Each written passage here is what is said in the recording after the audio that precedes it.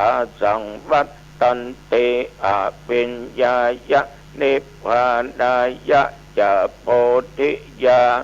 เอเตนะสัจจะปัจเจนะโสทิเตโหตุสัพพทา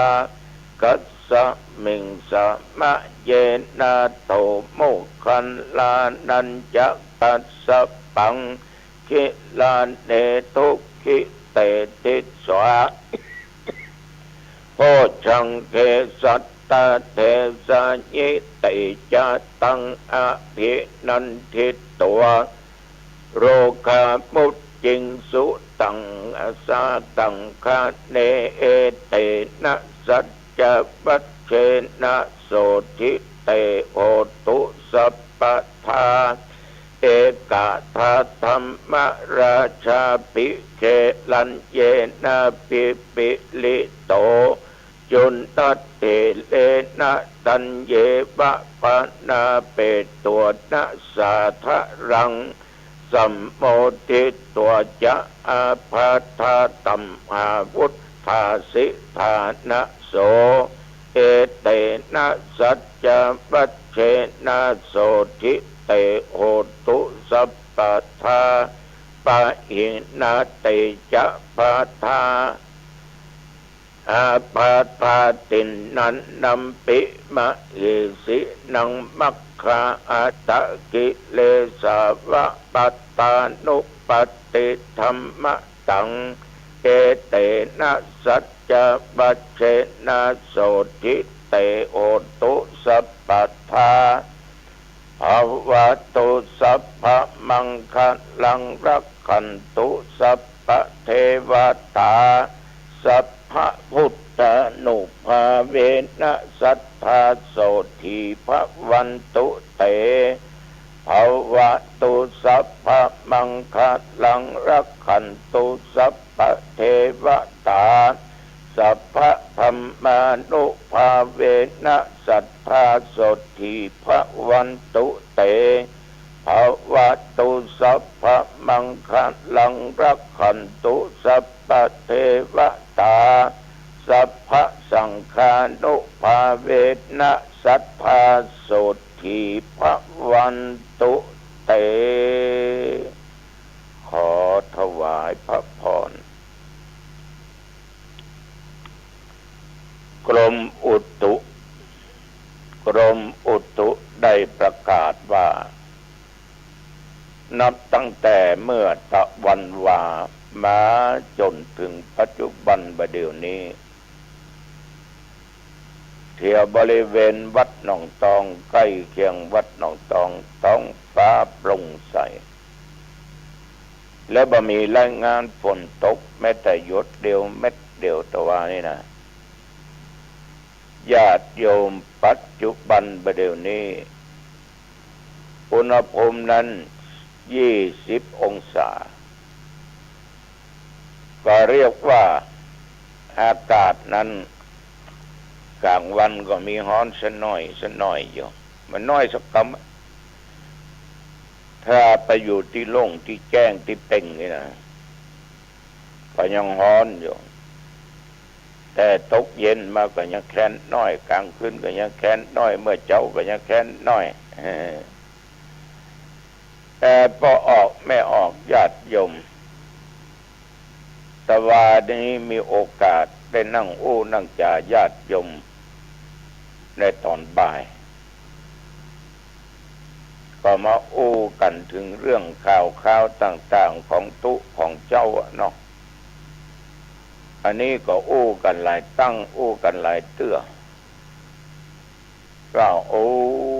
อย่างปะล้ำปะเหลือแต่ตุลุงแต่มีกระข่าวตุเจ้าตนนั้นอย่างนั้นตุเจ้าตนนี้อย่างอาตมาก็จะว่าก็ดูไปแต่คนที่หูก็คือคนกระทำถ้าเปิ้นบ่ได้กระทำมันก็บัดแต่ถ้าเปิ้นได้ทำเปิ้นก็คงจะหูแก่ใจว่าแต่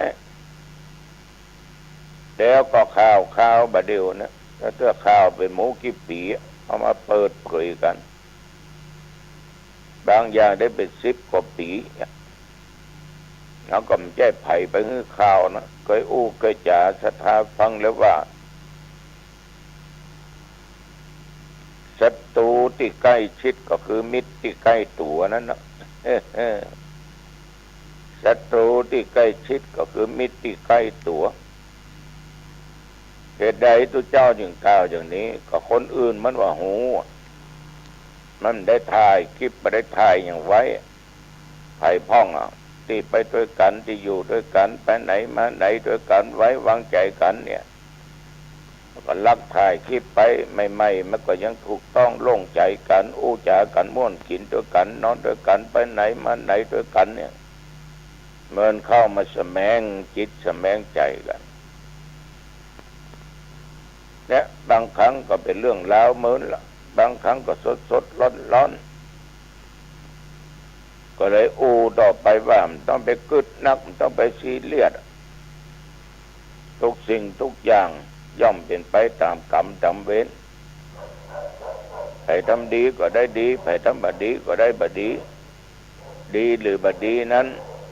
คนทำเปิ้นหูเองเอาเป็นหูเต้าเปิ้นได้จะได้เดี๋ยวก็ดีไปซ้ำเติมกันดีไปว่าอย่างนี้กันเรื่องไผก็เรื่องมันเอาเรื่องของเฮาดีกว่าทำมาหากินถึงวันนี้จะกินวันพูกเงินฮือนี่จะใช้นี่เงี้ยอย่างใดจะเสาะหาอย่างใดเอาอย่างอีกแล้วก็ได้อู้ได้จ่าเป็นหลายเตือว่าพุทธศาสนาบ่ได้เสื่อม2566เนี่ยถ้ามันเสื่อมมันก็หมดไปตั้งหมื่นแล้วกันก็ได้อู้ได้จ่ากันมึนเบาสมควรในฐานะเป็นนักเทศไปพบไปปะและญาติโยมมีอย่างก็ข้องใจเพิ่นก็เลยถามตัวเจ้าก็ตอบอย่างเอี้ยนะก็มานำมาคิดอย่างมันสิ่งเหล่านี้ปล่อยมันไปก็ออกไม่ออกญาติโยมท่านผู้ฟังคนเฮาอยู่ด้วยกันถึงวันเนี้ยต้องไปว่าอย่างนี้กันนะว่าเท่าใดเหมือนมันก็ถึงจากกันไปละเฮาทำตัวของเฮาอยู่ในศีลอยู่ในธรรมเอาความสุขสบายจากศีลธรรมนั่นมาประพฤติปฏิบัติกันเอามีอายุปุ่มนี้แล้วไงแล้วหรอได้เป็นละอ่อน บางคนนี่เกิดมาอายุได้10 ปลาย20 ปลายผมไม่ใหญ่เตื้อผมเป็นละอ่อนโยใหญ่แล้วนะแกไม่ได้15 ปีแกไม่ได้3 ปีแกไม่ได้30 ปีมาแกนี้ญาติโยมท่านผู้ฟังทั้งหลายคนเราเกิดมาเนี่ยแล้วแต่กรรมบันดาลมาเกิดฉะนั้นความเป็นอยู่ความคิดความอ่านความรู้ความสามารถสติปัญญามันเต้าเดียวกันอย่างเปิ้นแบ่ง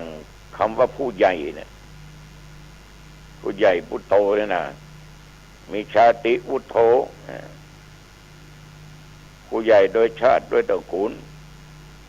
อย่างพระราชามหากษัตริย์เหล่านี้เป็นต้นมีหน้าบุญเปิ้นนักบารมีเปิ้นสร้างมันนักเปิ้นจึงได้เป็นพระราชามหากษัตริย์อยู่ในตระกูลของกษัตริย์เอาเนี่ยบุญบารมีบ่ถึงฉะนั้นเมื่อมันเป็นเช่นนี้ก็อย่าไปอิจฉาริษยากันอย่าไปว่าอย่างนี้กันบ้านเฮาหมู่บ้านเฮาหนูเกิดมาฐานะย่ำเต้าเดียวกันทุกเจ้าก็อยู่ว่าเต้าเดียวกันรู้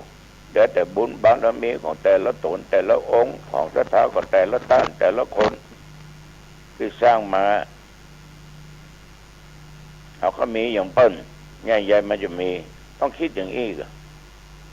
แต่ต้องคิดอยู่ในหลักของศีลของธรรมนะในตัวของตัวบทกฎหมายนะเนี่ยอย่างจะไปผิดถึงศีลไปผิดถึงธรรมไปผิดกฎหมายมันแบบทีหลังยั่งยืนเดี๋ยวมันก็รู้ก็พังว่าก็เรียกว่าชิมหายวายวอดหมดอะพ เพราะมันผิดทั้งศีลผิดทั้งธรรมผิดกับกฎหมายบ้านเมืองฉะนั้นญาติโยมทั้งหลายคนเรามาเกิดในโลกเนี่ยมันแล้วแต่บุญบารมีของแต่ละคนที่สร้างสมไว้อาตมานี่ภูมิใจเนอะที่เกิดมาในประเทศไทยมีสถาบันหลักชาติศาสนาและสถาบันมหากษัตริย์เอาภูมิอกภูมิใจเพราะเป็นชาติอุทโธวยะบุตโธนั้นก็เป็นคนใหญ่โดยวัยโดยอายุต่อมาภาพนี้70 ปลายก็เรียกว่าวยะบุตโธละอายุแก่ละที่อ่อนกว่า70ลงมาก็แก่กว่าคนที่60 ปลายที่อ่อนกว่า60เขาก็แก่กว่าหมู่ที่50 ปลายที่อ่อนกว่า50เขาก็แก่กว่าหมู่ที่อยู่40 ปลายนั่นก็มันก็ลักลั่นกันไปคนเราอยู่ด้วยกันจะหนุ่มจะเฒ่าจะแก่เป็นไม่ยิงก็ใจถ้าเฮาเคารพนับถือกันยอมรับกันเนี่ยโอ้มันถึงอยู่ด้วยกันม่วนเนอะอันนี้บ่ม่วนน่ะจะเอาใจตัวเองว่าคนนั้นอย่างนั้นคนนี้อย่างนี้เราควรคนนั้นเราควรคนนี้ที่ศีลนินทาดูข่าวกันเล่าคนกันไปเปิ้นถึงบอกว่าปิดหูปิดตาปิดปากเสียบ้างหันเหมือนบ่หันได้ยินเหมือนบ่ได้ยินปากก็ปิดเสียบ่ใจบ่อู้ในทางที่ถูกที่ควรฟังในสิ่งที่มันดีๆฟังเทศน์ฟังธรรมกันนี่เป็นต้นตาก็พอสิ่งที่ดีๆจะไปพอสิ่งที่มันบ่ดีถ้ามันจำเป็นต้องพอแล้วก็ละเหียพอแล้วก็ทิ้งไปเหียญาติโยมเอาเป็นผู้มีอายุเหมือนกันทุกผู้ทุกคนนะจะไปดูหมิ่นดูถูกตัวเองแล้วอย่าไปประมาทว่าตัวกูมีไว้มองอียังหนุ่มยังแน่นขยะอย่างก็ยะได้ไปม่วนข้างงั้นก็ไปทั้งม่วนทั้งงั้นสนุกสนานนึกว่าตัวเองบักแกก็เต้นนั่นนะยกแข้งซ้ายยกแข้งขวาแกไปจัดนักแล้วนั่น การนั่งเล่าขวนเปิ้นก็แก่ไปจะนั่งแล้วนั้นการนั่งฟังดูเจ้าวันหนท้องอู้จ่าเทศนานี่ก็แก่ไปหลาย10 นาทีแล้วนั่นอันนั้นญาติโยมวัยะวุฒโธเนี่ยผู้ใหญ่โดยอายุเป็นคนที่มีอายุแล้วคุณวุฒโธผู้ใหญ่โดยคุณสมบัตินี่เพิ่นมีความรู้ความสามารถเพิ่นเป็นครูบาอาจารย์เป็นครูเป็นอาจารย์เป็นผู้บังคับบัญชาของเขาเป็นเจ้านายของเขาเพราะเพิ่นเจริญมาด้วยการที่มีความรู้ความสามารถญาติโยมท่านผู้ฟังโดยคุณวุฒิของเปิ้นฉะนั้นเอาอายุมองเอาบ่ได้มีคุณวุฒิอย่างต่างๆนั้นนะหรือมีบ่ต้องเปิ้นก็บ่ต้องไปอิจฉาเปิ้นนะอยู่ด้วยเปิ้นทำการทำงานโดยผู้บังคับบัญชาโดยหัวหน้างานก็ดีอย่างก็ตามนึกเสมอว่าเฮาเนี่ยต้องสนองงานเปิ้นเท่านั้นคือต้องไปอิจฉาริษยาอย่างใดๆทั้งสิ้นแล้วเฮาจะสุขสบายอันเนี้ยตัวเจ้าก็ขอฝากไว้กับญาติกับโยมเนอะแต่ว่านี่อย่างเดียวกันกินของงายก็ไปขึ้นบ้านใหม่แม่ของทุกเจ้าบ้านสันปุเลยเพราะศรีสุพรรณตำบลหนองแก้วเพื่อหางดงเพื่อขึ้นบ้านใหม่กันลูกวันเป็นตุเนาะแล้วก็นิมนต์ทุกเจ้านักโอตวานี่19 ตนก็ตักบาตรมาเจ้าให้เป็นสาวบุญทำทักษิณานุปทานวันนั้นก็เป็นสาวบุญก็เรียกว่าดีใจกับลูกกับเต้าเป็นคนดีเป็นคนขยันขันแข็งลูกเต้าเข้ามาบวชก็เป็นลูกเต้าดีตุดีลูกไม่ยิงก็เป็นกุลสตรีที่ดีทำการทำงานแม่เพิ่งก็ยักการยักงานค้าขายเก็บหอมรอมริบมีความขยันมีความขยัน ขยันแล้วหัวจักเก็บหัวจักรักษาหัวจักกินหัวจักจกจักจ่ายก็สามารถปลูกบ้านขึ้นมาหลังโอ้ดูแล้วก็น่าแสดงความยินดีตัวแต่ว่านี่ก็ทุกเจ้าก็พากันไปหลายตนครูบาพรชัยวัดพระบาท400ก็มาหรอกมันเคยตึงกันแต่ว่าก็ปะครูบาก็อายุได้56เจ้าของบ้านก็56นะญาติโยมทั้งหลายมันปะกันนี่ก็ม่วนนะทุกเจ้านะม่วนทำพิธีเสร็จนั่งฉันเข้าด้วยกันก็ม่วนอกม่วนใจมีอย่างก็ถามกันธรรมะแล้วเนาะเกี่ยวกับการกับงานกันอย่างเขาก็ถามกันอู้จากัน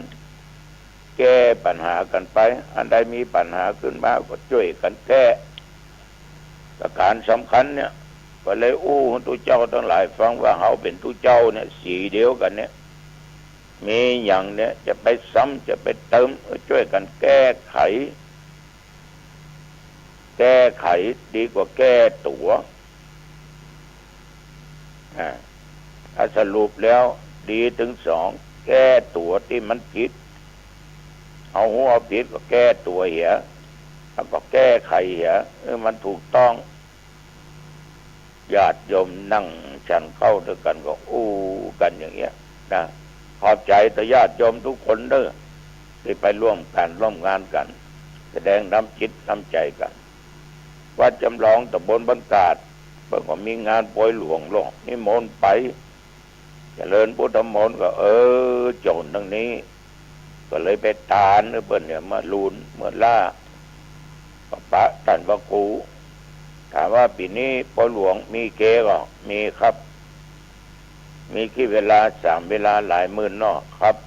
เอาเถอะมันปึงดิรักษาไว้ อยู่ทางบ้านทางจองได้ยินเสียงป่าเสียงของเหมือนกับคนเต็มนะวัดอดแล้วทุกเจ้าเพื่อจัดคุมปัญญาของชาวบ้านไว้ในหน้าวัดอันเนอะเพื่ออ่อนนักเรียนเยาวชนได้ศึกษาแปลงก๋วยแปลงตุงกาแปลงจ่อกาแปลงสปะสเปดทำขนมกายะกินยะว่ากาละเอกละอ่อนได้ศึกษาห้ามเมียนกันดีใจขอบใจต่อท่านเนอะและศรัทธาวัดจำลองทุกคนตัวเนี่ยญาติโยมท่านผู้ฟังคนเราได้อยู่ด้วยกันมันบักกึดอย่างนักนี่ได้กึดในทางดีนะไปกินไปทานร่วมกันไปมีการมีงานเอาไปมันม่วนหรอกมันม่วนวันนี้อย่างที่วัดสันกูนี่คืนนี้พระตุลุงเด้อตุลุงจะไปสวดตุลุงจะไปเทศน์ปารมีปัญจันนะที่สันกูนะห่างดงอันเนี้ยนะ7 โมงวะจะไปปะกันอันเนี้ยญาติโยมทั้งหลายเรื่องบุญเรื่องความดีเขาก็สร้างไปเรื่องบุญเรื่องความดีสร้างไป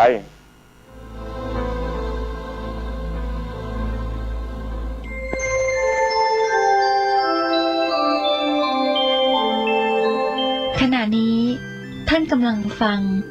สถานีวิทยุกระจายเสียง FM 104.5 เมกะเฮิรตซ์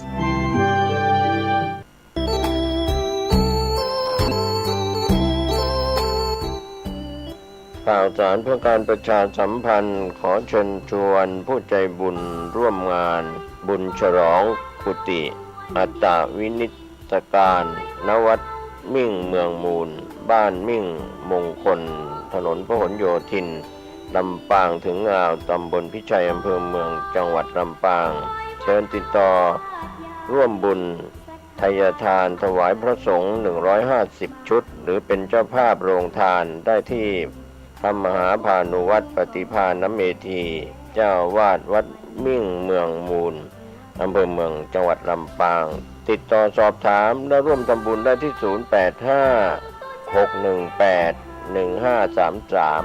กำหนดการระหว่างวันที่24ถึง26กุมภาพันธ์พุทธศักราช2566ก็เป็นงานบุญฉลองกุฏิอัตตวินิตการของวัดมิ่งเมืองบ้านมิ่งมงคลตำบลพิชัยอำเภอเมืองจังหวัดลำปางเชิญท่านร่วมบุญ ในพิธีงานบุญนี้โดยพร้อมเพรียงกันในพิธีเริ่มในวันที่ 25 กุมภาพันธ์ 2566 เวลา 9 นาฬิกาก็ชมการแสดงซอคณะดาวรุ่งการแสดงศิลปวัฒนธรรมมัชฌาพาโชคในงานนี้ได้บุญได้กุศลได้ความบันเทิงในงานบุญโดยทั่วหน้ากัน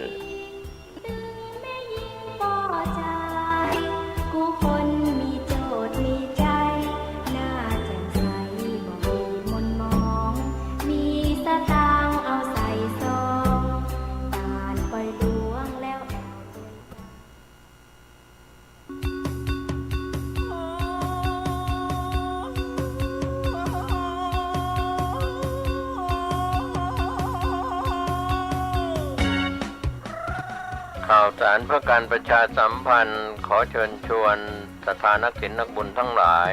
ร่วมทำบุญฉลองถาวรวัตถุและเสนาสนะปล่อยหลวงฉลองสมโภชการก่อตั้งวัดวังสิงห์คำครบ149 ปีณวัดวังสิงห์คำตำบลป่าแดดอำเภอเมืองเชียงใหม่จังหวัดเชียงใหม่15 กุมภาพันธ์ช่วงเช้า 9 นาฬิกาเป็นวันถวายตาลจ้อตาลตุง22 กุมภาพันธ์ช่วง 19 นาฬิกาพิธีเจริญพุทธมนต์เทศนาธรรมสมโภช23 กุมภาพันธ์ 9 นาฬิกา 9 นาทีโอกาสเวียนตาลถวายสิ่งก่อสร้างถวายเครื่องไทยทานแด่พระสงฆ์24 กุมภาพันธ์เป็นวันตกแต่งดาเครื่องไทยทานวันหอมตาลวันเสาร์และวันอาทิตย์ที่ 25 และ 26 กุมภาพันธ์ 2566 ตั้งแต่เวลา 9 นาฬิกาเป็นต้นไปคณะศรัทธาวัดวังสิงห์คำและหัววัดต่างๆแห่เครื่องไทยทานเข้าร่วมทำบุญในโอกาสนี้ก็เชิญชวนศรัทธาสาธุชนร่วมทำบุญรับเป็นเจ้าภาพสังฆทานถวายพระมหาเถรานุเถระที่นิมนต์มาเจริญพุทธมนต์สังฆทานถวายหัววัดและขอเชิญชวนทุกท่านร่วมงานและร่วมทำบุญในครั้งนี้โดยทั่วกันติดต่อบริจาคร่วมทำบุญได้ที่วัดวังสิงห์คำ081-783-6540 ได้ทุกวันก็เป็นงานบุญงานกุศลฉลองท้าวรวัตถุและเสนาสนะปล่อยหลวงฉลองสมโภชการก่อตั้งวัดวังสิงห์คำครบรอบ149 ปีณวัดวังสิงห์คำตำบลป่าแดดอำเภอเมืองเชียงใหม่จังหวัดเชียงใหม่15 กุมภาพันธ์ถึง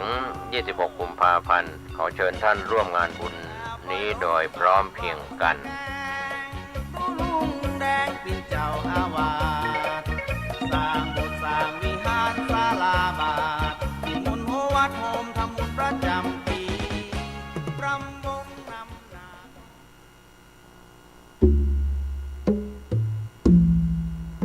กำหนดการบำเพ็ญกุศลสวดพระอภิธรรมพระครูอุปถัมภ์ศาสนคุณพดุงนันทโกอดีตเจ้าอาวาสวัดป่าแพ่งอายุ93 ปีพรรษา72วันที่ 21 ถึง 25 กุมภาพันธ์พุทธศักราช 2566 เวลา 11 นาฬิกาถวายภัตตาหารเพลแด่พระภิกษุสามเณรเวลา 19 นาฬิกา 30 นาทีแสดงพระธรรมเทศนาสวดพระอภิธรรมวันปีศพวันที่ 26 กุมภาพันธ์พุทธศักราช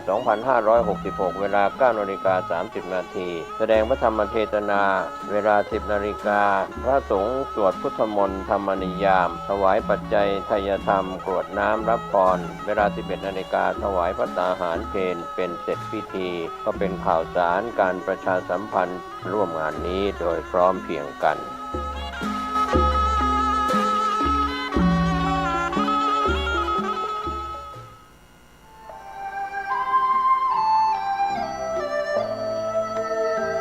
ข่าวสารเพื่อการประชาสัมพันธ์ขอเชิญชวนคณะสงฆ์คณะศรัทธาคณะศิษยานุศิษย์ร่วมงานทำบุญวันมรณภาพครบ30 ปีและชาติการ117 ปี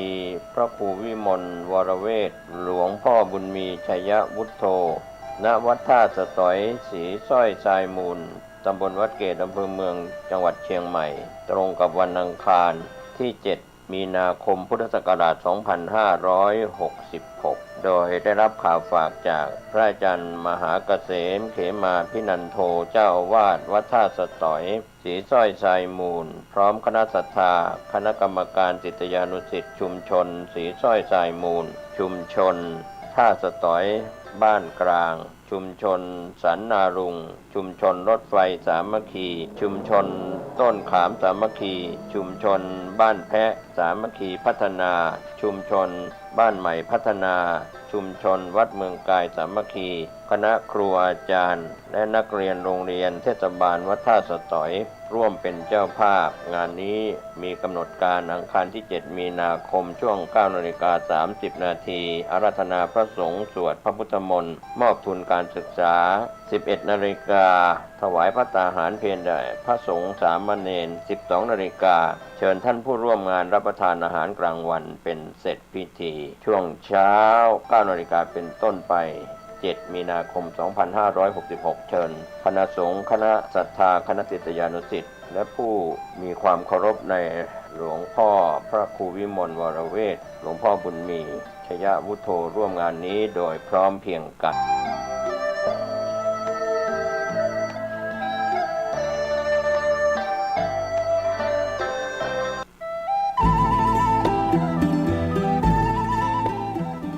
ข่าวสารเพื่อการประชาสัมพันธ์ขอเชิญชวนผู้ใจบุญร่วมสร้างทางสู่สวรรค์ตามรอยแห่งเท้ามัคควานเชิญท่านผู้ใจบุญร่วมทำบุญทอดผ้าป่าสร้างถนนคอนกรีตเสริมเหล็กเข้าสู่สำนักสงฆ์เทพนิมิตรบ้านเบียนตำบลเทพเสด็จอำเภอดอยสะเก็ดจังหวัดเชียงใหม่ถนนส่วนที่ขาดงบกว้าง3 เมตรยาว622 เมตรรวมเป็นระยะทาง 1,866 ตารางเมตรทอดผ้าป่าสร้างถนนวันอาทิตย์ที่ 2 เมษายน พุทธศักราช 2566 เวลา 14 นาฬิกาณสำนักสงฆ์เทพนิมิตรบ้านเปียนอำเภอดอยสะเก็ดจังหวัดเชียงใหม่ประธานดำเนินการคณะสงฆ์ตำบลป่าเมี่ยงถึงเทพเสด็จคณะสงฆ์อำเภอดอยสะเก็ดคลื่นสีขาวพระครูชลทานพิทักษ์พระครูศรีปทุมรักษ์ท่านที่จะทำบุญออนไลน์ผ่านเลขที่บัญชีธนาคาร 020-154-602-913 ชื่อกองทุนพัฒนาสำนักสงฆ์เทพนิมิตรบ้านเปียนธนาคารเพื่อการเกษตรและสหกรณ์การเกษตรสาขาดอยสะเก็ดธนาคารธกส.สอบถามรายละเอียดและร่วมบริจาคได้ที่ 0817964608 หรือที่ Facebook สำนักสงฆ์บ้านเปียนก็เป็นงานบุญงานกุศลเชิญผู้ใจบุญร่วมสร้างทางสู่สวรรค์ตามรอยแห่งเท้ามัคควานตำบลทอดผ้าป่าสร้างถนนกำหนดการวันอาทิตย์ที่ 2 เมษายน พุทธศักราช 2566 เวลา 14 นาฬิกาณสำนักสงฆ์เทพนิมิตรบ้านเปียนอำเภอดอยสะเก็ดจังหวัดเชียงใหม่เชิญท่านร่วมบุญร่วมกุศลสร้างถนนเส้นทางสายบุญนี้โดยพร้อมเพรียงกัน